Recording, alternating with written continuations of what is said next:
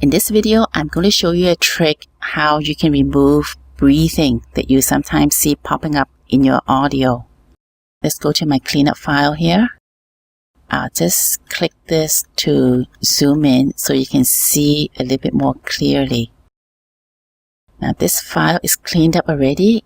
We'll just take a look at the audio and see whether there is some breathing in there that we want to remove. And what do they look like? Over here. You see it breathing here.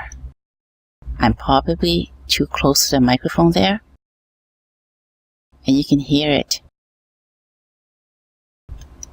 This is a fun part. Did you hear it? Maybe I'll just move this over so you can listen to it again. It's doing the project. This is a fun part. Did you hear that? Doing the project. Like this. I'll just zoom in a little bit more so you can see this. Oftentimes you'll see a breathing like this.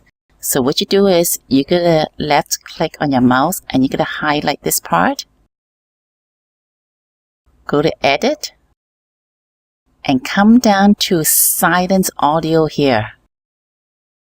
Click on this. Look, it's gone.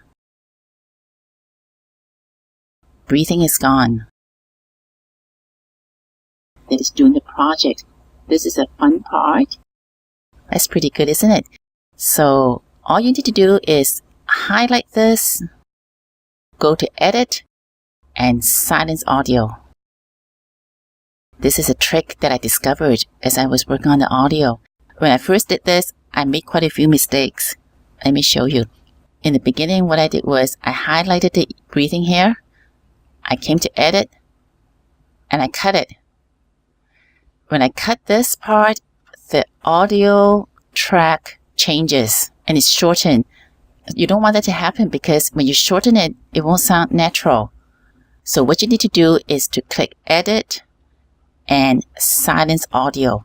You just want that part to be silent so that your audio will continue smoothly.